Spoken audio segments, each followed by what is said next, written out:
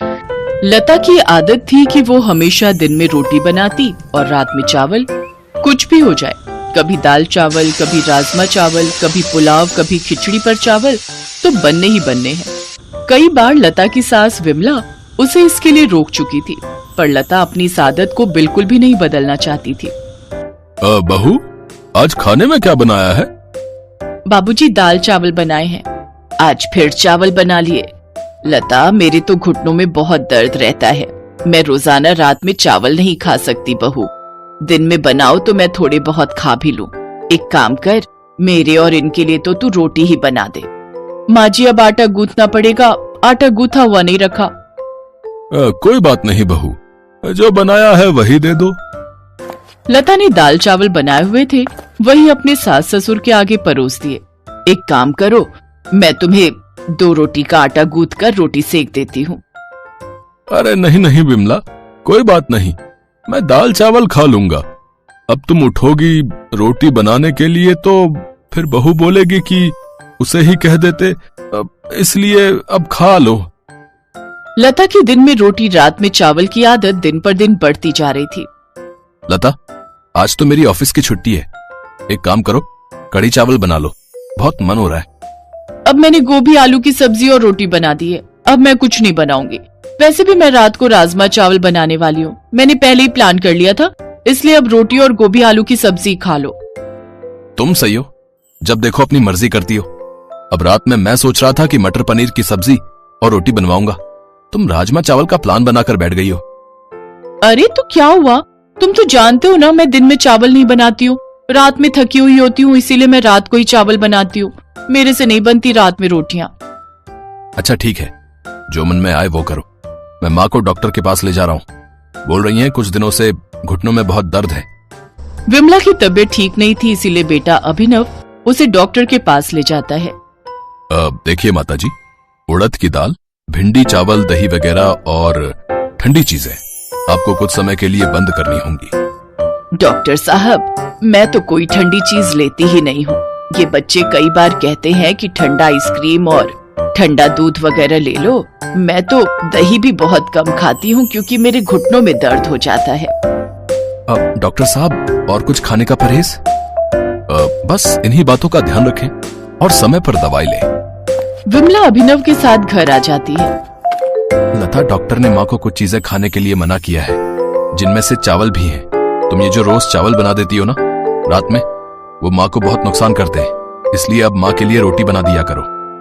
ठीक है, बना दूंगी, पर आज खाना बन चुका है। तो कोई बात नहीं, माँ के लिए रोटी बना दो। और एक काम करो, बाबूजी के लिए भी बनाई दो। बस काम पर काम बढ़ा देते हो। लता गुस्से में रसोई में जाती है तो वो देखती है कि उसकी सास रसोई में रोटी सेक रही है। अरे, मैं बना तो रही थी, आप क्यों खड़ी हो गई? अब ये देखेंगे आपको रोटी बनाते हुए तो मुझ पर गुस्सा करेंगे। कोई बात नहीं बहू, तुम भी तो पूरा दिन काम करके थक जाती हो। 2-4 रोटी ही तो सेकनी है, उसमें देर नहीं लगती। तुम्हारे लिए बनाऊं, तुम खाओगी? नहीं नहीं, मुझे नहीं खानी। आप अपने लिए और बाबूजी के लिए बना लो, मैं तो चावल ही खाऊंगी। अपना खाना डालकर रसोई से चली जाती है। लता ने अपनी आदत को फिर भी नहीं छोड़ा। दिन में रोटी सब्जी बन जाती तो वो रात में चावल बना लेती। जब उसने देखा कि उसके सास ससुर को तो रोटी ही खानी है, तो उसने अब दिन में ज्यादा रोटी बनानी शुरू कर दी, ताकि रात को उसे फिर से रोटी ना बनानी पड़े और वो चावल खाकर ही रह जाए। माँ जी, रोटी मैंने दोपहर में ही ज्यादा बना दी थी। मुझे पता था आप और बाबूजी रात को रोटी खाते हो, इसलिए मैंने सोच लिया है अब मैं आप लोगों की रोटी दोपहर में ही बना दिया करूंगी। पर बहू, वो तो ठंडी हो गई होगी। अब अरे विमला, कोई बात नहीं, ठंडी है तो उन्हें तवे पर गर्म कर लो। तुमने और मैंने ही तो खानी है। जाओ बहू, तुम अपना खाना खा लो। लता अपने कमरे में चली जाती है। उसके सास ससुर दोपहर की रोटी ही खा लेते हैं। लता अपनी आदत की वजह से अब जब भी रात में चावल बनाती तो अपने सास ससुर की रोटी दोपहर में ही बना कर रख देती। एक दिन लता अपने कमरे में स्टूल पर चढ़कर ऊपर की अलमारी से कुछ ढूंढ रही थी। कहाँ रख दिया मैंने अपना नया पर्स? यही ऊपर अलमारी में ही तो रखा था। भाभी, आराम से, मेज गिर जाएगा, रुको मैं आती हूँ। जितनी देर में काम वाली दौड़ कर जाती, इतनी देर में लता मेज से नीचे गिर चुकी थी। लता की चीख निकल गई। अभिनव और विमला लता को डॉक्टर के पास ले गए। लता की रीढ़ की हड्डी का मांस फट गया, जिस कारण लता को कुछ दिनों का बेड रेस्ट हो गया। माँ, ये लता की सारी दवाइयाँ अभी अगले हफ्ते बुलाया है डॉक्टर ने। बेटा, घबराने की तो कोई बात नहीं है ना? डॉक्टर क्या कह रहा है? पापा, रीढ़ की हड्डी का मांस फट गया है, इसलिए कुछ दिन ठीक होने में लगेंगे, लेकिन लता को पूरा बेड रेस्ट करना होगा। कमर में बहुत दर्द हो रहा है। अरे मेरी बहू तो बहुत बहादुर है, देखना तुम बहुत जल्दी ठीक हो जाओगी। मैं तुम्हें ताकत की बहुत अच्छी अच्छी चीजें बनाकर दूंगी, जिससे तुम्हें आराम मिलेगा। लता की कमर में दर्द था और ये बात उसकी सास और बाकी परिवार के लोग भी समझ पा रहे थे। सब लता को बहुत हिम्मत देते हैं। लता की सास विमला अपनी बहू की बहुत देखभाल करती है। लता देखती है कि उसकी सास बिल्कुल उसकी सगी माँ की तरह उसकी देखभाल कर रही है। उसे अपने ऊपर बहुत पछतावा होता है कि एक तरफ वो अपने सास ससुर के लिए 2 रोटी बनाने में कितना हिचकिचाती थी और उन्हें दोपहर की ठंडी रोटियां दे देती थी, सिर्फ इसलिए क्योंकि रात में उसे सिर्फ चावल बनाना और खाना पसंद था। उसने अपने सास ससुर की उम्र का लिहाज भी नहीं किया। लता को अपनी गलती का एहसास होता है और कुछ दिनों बाद जब वो ठीक हो जाती है तो वो अपनी गलती को सुधार लेती है। वो जब भी रात में चावल बनाती तो थोड़ी रोटियां भी बना देती, ताकि उसके सास ससुर अगर चावल नहीं खाना चाहते तो वो गरम गरम रोटी खा सके। एक गांव में करुणा नाम की एक वृद्ध विधवा औरत रहती थी। उसका पति राम प्रसाद एक रोड हादसे में मर गया था। करुणा का एक लड़का भी था जो कि शहर में जाकर बस गया था और उसने वहीं शादी भी कर ली थी। करुणा अपना गुजारा करने के लिए अपने पति की पुरानी मोमोज की दुकान चलाया करती थी। बेटा, अब इन बूढ़ी हड्डियों में जान नहीं बची है, कब तक जिंदा रहूंगी नहीं पता। तू बस एक बार घर आ जा, तुझे देखने का बहुत मन कर रहा है। तेरे पिताजी के जाने के बाद तू ही तो एक सहारा है मेरा। माँ, मैं काम कर रहा हूँ, मेरे पास समय नहीं है, मैं नहीं आ सकता, और बार बार आप फोन मत करा कीजिए। सुधीर फिर फोन काट देता है। करुणा उदास मन लिए टेलीफोन बूथ से बाहर आती है। क्या हुआ भाभी जी, क्या बोला सुधीर? बस यही बोल रहा है कि समय मिलेगा तो आ जाऊंगा। अगर बुरा ना मानो भाभी जी तो एक बात बोलूं, सुधीर अब शहर जाकर बदल गया है, आप उसकी राह देखना बंद कर दें। धनीराम जी, कोई माँ अपने बच्चे को कभी भूल नहीं सकती। आप बताओ कितने पैसे हुए? मैं आपसे कैसे पैसे ले सकता हूँ भाभी जी? कोई बात नहीं, आप आराम से घर जाइए। नहीं धनीराम जी, आपके मुझ पर पहले से ही बहुत उपकार है। मैं पहले के पैसे आपके अभी तक नहीं दे पाई हूँ। पैसों का क्या है भाभी जी, जब हो आप तब दे देना, अभी आप आराम से घर जाइए। करुणा फिर वहाँ से घर आ जाती है और अपनी मोमोज की दुकान पर काम करने लगती है। आइए आइए, स्वादिष्ट और मजेदार मोमोज खाइए और अपने घर भी ले जाइए। आइए आइए।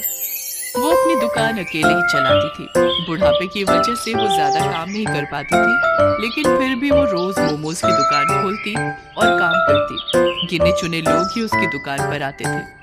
कभी कभी तो एक आदमी भी उसकी दुकान पर नहीं आता था। करुणा का गुजर बसर बहुत मुश्किल हो गया था। करुणा बहुत धार्मिक स्वभाव की थी। वो हर रोज गणेश जी के मंदिर में जल चढ़ाने जाती थी और प्रार्थना किया करती थी। हे भगवान, इस अभागन पर दया दृष्टि डालो। जीवन बहुत कठिन हो गया है। लोगों से उधार लेकर मैंने अपने बेटे को पढ़ाया और अब वो मुझसे मिलने भी नहीं आता। मेरे पति के गुजर जाने के बाद उनकी दुकान चलाना मुश्किल हो गया है। कोई काम करने वाला नहीं है और अब इस बूढ़ी से इतना काम भी नहीं हो पाता। हे प्रभु, दया करो। ये बोलकर करुणा वहाँ से चली जाती है। करुणा निराश मन के साथ दुकान पर बैठी होती है। तभी करुणा के पास 2 जुड़वा बच्चे आते हैं। दोनों की उम्र 16 साल थी। वो आकर करुणा से कहते हैं, मैया, हम दोनों भाइयों के पास कोई घर नहीं है, क्या आप हमको अपने साथ रखेंगी? हम इसके बदले आपका सारा काम करेंगे। बेटा, मैं खुद परेशान हूँ, मैं तुम्हें अपने साथ कैसे रख सकती हूँ? मैया, हम आपका सारा काम करेंगे, बस आप हमें अपने साथ रख लीजिए। ठीक है। करुणा को उन दोनों जुड़वा बच्चों पर दया आ जाती है और वो दोनों को अपने साथ रख लेती है। भगवान ने इस बार करुणा की पुकार सुन ली। वो दोनों भगवान के भेजे हुए दूत थे, जिनको भगवान ने करुणा की मदद के लिए करुणा के पास भेजा था। करुणा मोमोज का सामान बना रही होती है। माँ जी, ये काम आप हमें दे दीजिए, मोमोज हम बना लेंगे, आप जाकर आराम कीजिए। करुणा रसोई घर से बाहर आ जाती है। वो दोनों बच्चे उसके बाद गेट लगा देते हैं। थोड़ी देर बाद गेट खुलता है। करुणा देखती है कि सारे मोमोज बहुत अच्छे से तैयार हो गए हैं। करुणा ये देखकर बहुत खुश होती है। अरे वाह, तुम दोनों ने तो बहुत अच्छा काम किया है। फिर करुणा उन दोनों बच्चों के साथ अपनी मोमोज की दुकान खोलती है और मोमोज बेचने लगती है। आइए आइए, स्वादिष्ट और मजेदार मोमोज खाइए और अपने घर भी ले जाइए। आइए आइए। आज करुणा के मोमोज में से ऐसी खुशबू आ रही थी जैसी कभी नहीं आई। पूरे बाजार के लोग मोमोज की खुशबू से आकर्षित होकर करुणा की दुकान पर आने लगे और देखते ही देखते करुणा की दुकान पर भीड़ लग जाती है। अरे एक प्लेट मोमोज देना। मुझे भी दे दो एक प्लेट।